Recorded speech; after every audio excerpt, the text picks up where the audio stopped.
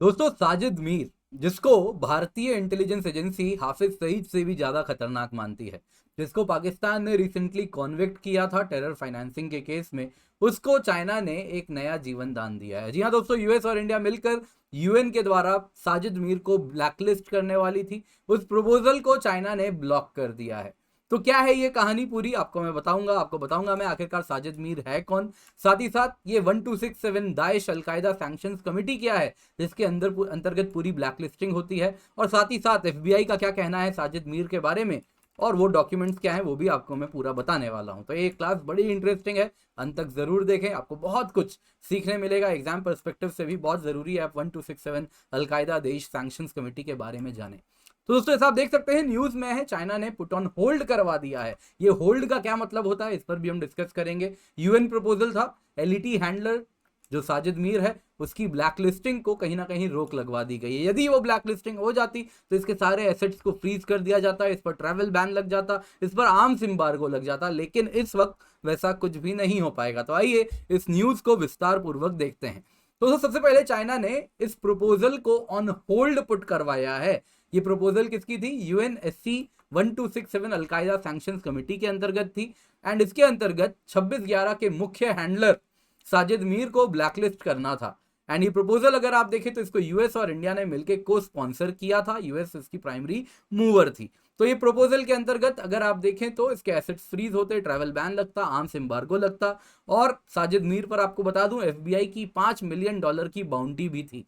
पाकिस्तान इससे बचने के लिए, आपको मालूम ही है एफएटीएफ के ग्रे लिस्ट में है, उससे निकलने के लिए उसने आनन फानन में 3 हफ्ते में, पकड़ने के 3 हफ्ते में, इसी साल मई की बात है, साजिद मीर को 15 साल की जेल की सजा भी सुनाई थी, क्योंकि वो लिप्त पाया गया था पाकिस्तान के कोर्ट के द्वारा टेरर फंडिंग के केस में।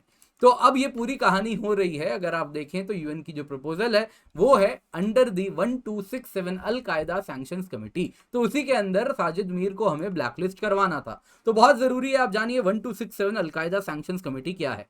दोस्तों, 1999 में सबसे पहली बार इसका गठन हुआ था, और 2001 जब आपको याद है 9/11 सितंबर 2001 अटैक्स होते हैं यूएस में ट्विन टावर पर, तो उसके बाद इस कमेटी को स्ट्रेंथन किया जाता है। और अब इस कमेटी को, जब से आईसिस आ गया उसके बाद से इस कमेटी का नाम बदला गया।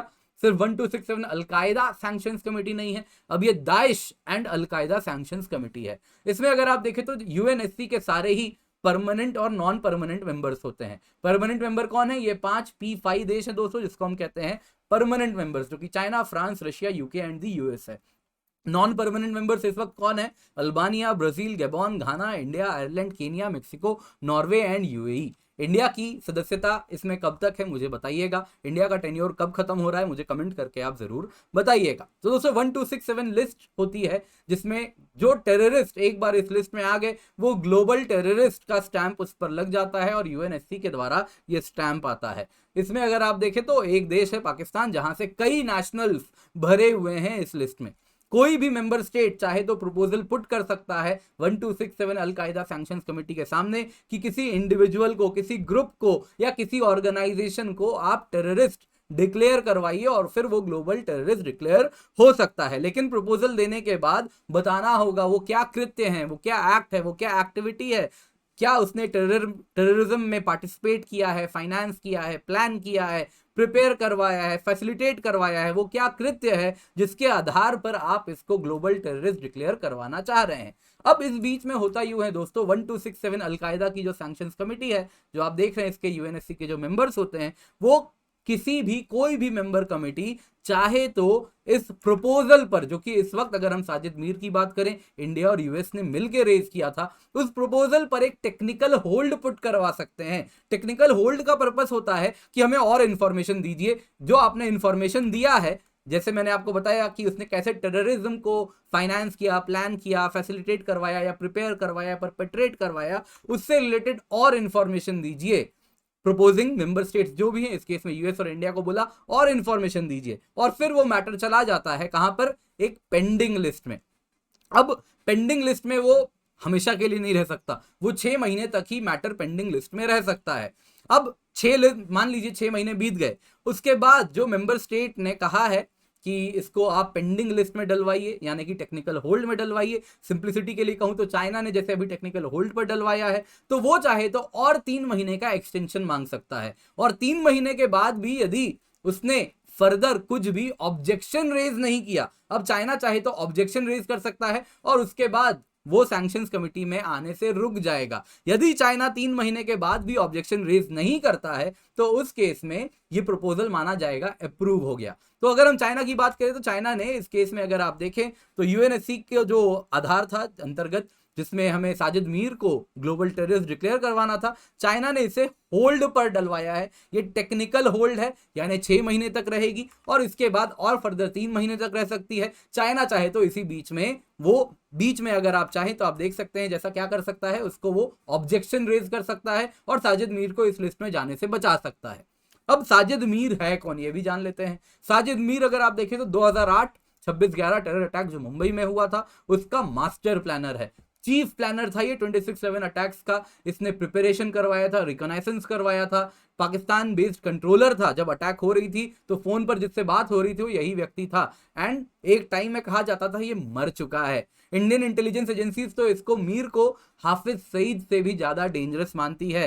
एंड रिसेंट की बात है दोस्तों, 3 हफ्ते पहले इसी साल की बात है, इसको पाकिस्तान में अरेस्ट किया जाता है और 3 हफ्ते में इस पर कॉन्विक्शन भी हो जाता है, टेरर फाइनेंसिंग के चार्जेस लग जाते हैं। इस साल की मई की बात है। अब पाकिस्तान इतना आनंद फानंद में क्यों फैसला लेता है? कारण बड़ा सिंपल है, वो गुहार लगा रहा है मुझे एफएटीएफ के ग्रे लिस्ट से निकाल दो। उसकी उम्मीद थी इस प्रकार के एक्शन से इसको एफएटीएफ के ग्रे लिस्ट से निकाल दिया जाएगा पाकिस्तान को, लेकिन वैसा अब तक होता हुआ नहीं दिख रहा है। आइए देख लेते हैं एफबीआई क्या कहती है। ये देख सकते हैं मोस्ट वांटेड टेररिस्ट एफबीआई ने डिक्लेयर किया है। साजिद मीर की बात हो रही है, इसके कई एलाइसेस हैं, इब्राहिम वासी, खालिद वासी भाई, अलग अलग नाम है।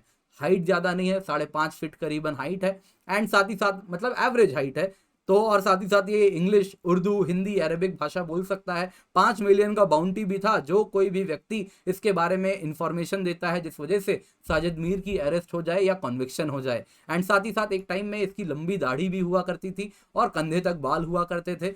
कहा जाता है इसने प्लास्टिक सर्जरी से अपनी शक्ल बदलवा ली थी और तब से पाकिस्तान कहता था जी ये तो मर चुका है, लेकिन उसके बाद ये अब रिसेंटली पकड़ा भी गया है। इसने 26/11 अटैक करवाए थे जिसमें 6 अमेरिकन भी मारे गए थे, और इसके बाद इस पर एलिगेशंस जो थे वो ये थे कि इसने जो डेनमार्क में एक न्यूज़पेपर में के अगेंस्ट अटैक करवाया था उसमें भी इसका हाथ था। तो इसके बाद ये आपकी एफबीआई की लिस्ट है जो मैंने आपको दिखा रहा हूँ यहाँ पर, तो ये भी बड़ा इंपॉर्टेंट है, जान लीजिए। एंड साथ ही साथ अब साजिद मीर को एक नया जीवन दान मिला है चाइना के द्वारा। दोस्तों मेरा नाम किंजल चौधरी है। आज का लेक्चर पसंद आया हो तो लाइक जरूर करें। इसके सिवा इस टेलीग्राम चैनल से आप पीडीएफ डाउनलोड कर सकते हैं। साथ ही साथ आपको कहना चाहूंगा डबल धमाल सेल है जिसके अंतर्गत आप देख सकते हैं आपको जो सब्सक्रिप्शन 36,000 की मिल रही थी, अगर आप कोड किंजल यूज करेंगे तो बस कुछ दिनों के लिए ये आपको 20,159 रुपए में मिलेगी। 1 साल की यूपीएससी सीएससी की सब्सक्रिप्शन, तो आप निश्चिंत होकर कोड यूज करें किंजल। साथ ही साथ टेक्स्ट बुक सुपर कोचिंग है जो कि इंडिया के सुपर टीचर्स के द्वारा आपको